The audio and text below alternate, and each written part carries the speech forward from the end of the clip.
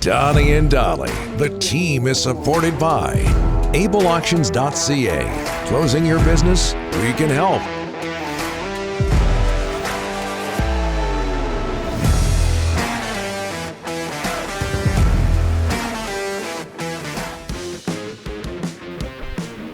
All of our Friday guests brought to you by Langley Chrysler and apparently Shine Car Wash. Don't struggle to find a great deal. They're related. On new or used vehicles, when Langley Chrysler has over 200 vehicles on the lot, save up to $10,500 on Ram at Langley Chrysler, in-store or online at langleychrysler.com. Canucks main camp opens up on the 23rd in Abbotsford. The rookie camp opened up today on ice sessions, physicals yesterday at Rogers Arena. Joining us now from The Athletic, he covers the Canucks like no one else, is Thomas Drance. How are you, sir? I'm doing well, gentlemen. Thanks for having me. Oh, you look so good. You dressed up. Way to go. I'm going to the rink today, gentlemen. I gotta get that collared shirt on, get it right. Yeah, looking good. Looking forward. I'll add an N95 at some point. We'll do this up, pandemic style. Perfect. Telly Savalas, here I come. You talk about me using outdated references. I know, seriously. Kojak. I went to high school with his grandchildren, man. Come on. I don't know if you're telling the truth. Okay, Vasily, you tweeted about this. Vasily Podkolzin speaking to the media. Your takeaway. Well, the first takeaway is that the guy has the deepest voice this side of Dikembe Mutombo. I mean, really an impressive baritone on that gentleman. Wow. If there's any local a cappella choirs looking for someone to hit the low notes in Tchaikovsky, they've got a guy in Podkolzin down at Rogers Arena, although he might be a little busy, especially with the non-traditional schedule that NHL players live. He looked comfortable. He understood questions in English. He made jokes at one point. Sportsnet's Ian McIntyre asked him if he was nervous, and glomming onto the word nervous, Podkolzin declined to utilize the translator to say, no, I'm not nervous. Like, nice. I'm ready. Yeah. And he looked it. And, Ryan Johnson speaking before Podkolzin also talked about the initiative that Podkolzin himself has taken in terms of getting passports and work documents and everything ready so that he would be able to come over, begin his adventure in North America, and compete for the Canucks at the NHL level. My understanding is that's something that everyone in the organization's been really impressed with. He's shown an enormous level of courage and dedication, and even getting to this spot, even getting to the, last couple hours before he finally hits the ice with the Canucks organization for any form of formal training situation. He's already accomplished an awful lot. And I do think that will put him in good stead. I mean, what does a training camp battle, what kind of pressure comes from a training camp battle that doesn't pale in comparison with what Podkolzin's already been through in extricating himself from the KHL and in coming over here and beginning this adventure of his life? Really impressive debut in the media anyway for this young man. You have written an article on The Athletic grading the Canucks, Jim Benning's offseason, and one of my takeaways was that you have Podkolzin, speaking of Vasily Podkolzin, as your favorite to grab the left wing spot on the Canucks' second line. How come?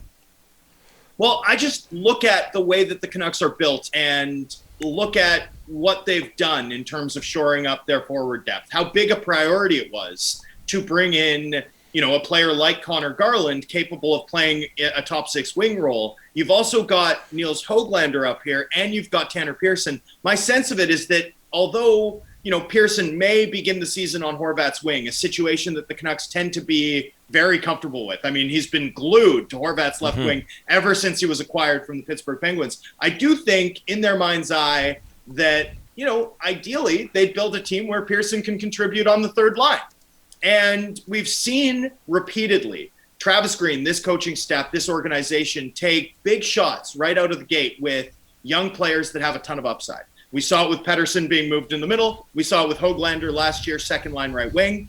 I suspect that they'd prefer not to have Horvat's wingers both be 5'9" in Garland and Höglander. And to me, that may create an opening where, why not give Podkolzin a shot in that spot and then have a third line that's something like Pearson, Dickinson, Höglander that I think you'd feel pretty comfortable with playing in tough minutes. So just sort of a sneaking suspicion. This coaching staff likes to keep everyone guessing right until the last moment in terms of their day one training camp. lineup, and you can always read an awful lot into it, right, gentlemen? Like what Travis Green shows us on day one of training camp tends to resonate throughout the season. Yeah. And so this is just my stab in the dark, because Green's protective of this information, but this is just my stab in the dark, wondering, based on the history, what they might end up doing. Okay. Hey, Thomas, let's get into it. The two superstars aren't signed. What's going on? What's the latest? Yeah, first of all, you're going to hear a lot of histrionics, Rick, over the next week, right? And that's how this works. Like, we've all watched this business for long enough. We've all covered the Horvat extension talks. We covered the Brock Besser extension talks. Like, we kind of know how this works. And what's going to happen here is that for the next 5 days, right, the pressure ramps up on the players. That's just how it works. Players at this time of year, they've endured a long offseason. They want to get back to work. They want to be on the ice. They want to be competing with their teammates. And the moment camp opens and they're not there, the pressure flips to management, right? And every on-ice session that the Canucks hold, the main talking point isn't who's on PP1. It's, well, where's Pettersson? Because he should be on PP1, right? I mean, that's how this works. And with the pendulum of pressure shifting back and forth over the next 10 days, that tends to be when deals get done, right? Like this is sort of when the iron is hot, as it were, and it's time to strike. So we'll see where this goes. What's going to be interesting is, and there's a few things to just sort of keep in mind for your audience, I think, as we navigate the increasing amplification that's going to come in terms of coverage of these contract talks. The first is that Pettersson has to go first. Like, Pettersson has to go first, because if you sign Hughes first, then you are potentially exposed in terms of offer sheet risk, right? So if you sign Hughes, you lock up that cap space. Now you might be vulnerable to what other teams can throw your way, Carolina style, at Pettersson. So Pettersson has to go first. That's the first thing. No matter how much you hear that Hughes talks are more developed, Pettersson has to go first. For Hughes, it's kind of a waiting game to wait on the other guy. And so that's sort of an interesting dynamic here. The second thing that I think will govern the club's approach here, and as it should, is I do think whatever happens, it needs to be like demonstratively equitable between two players who have a really unique level of chemistry with one another. I don't think you want to be in a situation where, you grind one to go a bridge deal at 7 and the other gets 8 long term. Like, I think the club can't do that. Like, I really think that would be an error. I think all sides are kind of aware of that dynamic. That's going to play into this as well.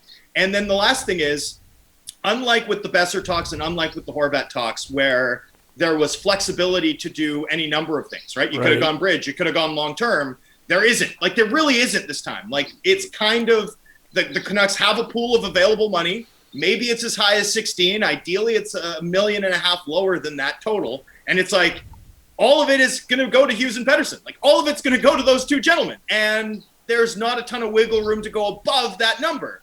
And, I don't think the Canucks are in a situation where we're going to see them trade like a mid-range piece to afford both of these players. But I do think it could impact how many guys they have to waive, for example, over the course of training camp. If these guys come in at, say Quinn, $8 million, like, I think you're basically waiving everybody who's not Luke Shen. Whereas if you get the number, if they come in combined at like 14.5, sorry, I don't know why I'm bouncing so much, but if you come in at a number more like 14.5, you'll end up, being able to keep maybe more of those depth guys that win a job out of camp. Is it possible next Friday that somehow your voice can deepen for us? We'd really appreciate it.